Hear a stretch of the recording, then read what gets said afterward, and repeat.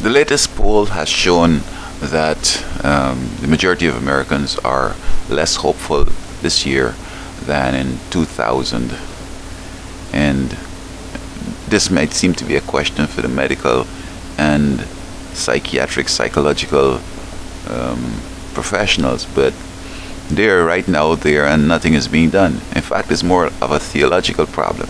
But yet we have some big-time theologians like Osteen and Bishop Jakes, but still the problem persists. Well, I can venture to give a kind of a considered opinion.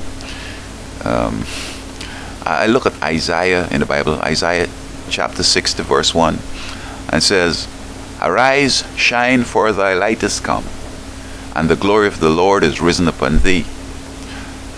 The second verse says, "For behold, the darkness shall cover the earth, and gross darkness the people.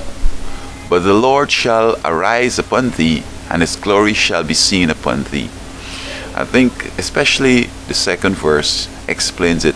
This darkness and this gross darkness is what I believe is being personified as the depression. So well, then what causes this depression? Because he says, "Arise, shine, for thy light is come, and the glory of the Lord is risen upon thee. And the Gentiles shall come to thy light, and kings to the brightness of thy rising." That's the third verse. So here he's saying that a section of the world is going to be in gross darkness, for this darkness shall cover the whole earth. But yet the Gentiles, who would be the ones, more or less, if you're looking at it's good and bad, righteous and sinners. So the folks who are depressed would only find hope if they go to the people that this light has shone upon. So let me get to the chase real quick and tell you what's happening here. The enemy has systematically put the world into some gross darkness, and you haven't seen the end of it yet. You have people into... How many people are into Halloween? How many have a psychic? How many check the astrology? How many into Ouija board? How many into voodoo? How many into all forms of evil? And this is the problem. The enemy has come in and got evil so pervasive and so dominant that folks do not have hope and they're depressed. That's the bottom line. They're under Satan's influence, and yoga, and they think that all these things are so wonderful. But it might be wonderful in the beginning, but before its end, all this depression comes on and leads to suicide and other harmful behaviors and thoughts. And so when President Obama came on with hope, I read in the message of hope there is supposed to be love and faith. And you don't have hope except you have love and faith. And hope is something like faith. Faith is the substance of things hoped for, the evidence of things not seen. And the way I see it is that when you put your hand in the Almighty's hand at the beginning of the year and you ask him to guide you through it.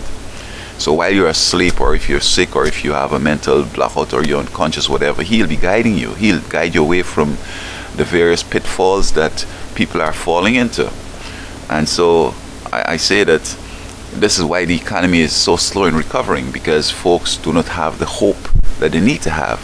They do not have the faith they need to have. They're not under God's direction. In other words, when he says, "Arise, shine, for the light is come," these folks don't have that light. That light has not come to them. So all I'm saying is that let us turn to this light. You see, the night is almost gone and the day is coming on, but we still relishing in the night. We go into the place and lock up all the windows, close the blinds, turn the lights off, and turn on some depressing, eerie music, or we're going looking at some horror movies. But we need to go out and look to the east, and not necessarily worship the sun now, but get into the rays of the sun. And the sun is supposed to be Jesus. So I hope that in this new year that individuals would look to him, look to God, look to the scriptures, pray a lot, and get that hope, so that we could go there confidently and very bullishly, and things are going to be better. It can't get worse. It will get better, but you have to hope. You have to put your hands in the hands of the Almighty at the beginning of the year and relish in his sunshine.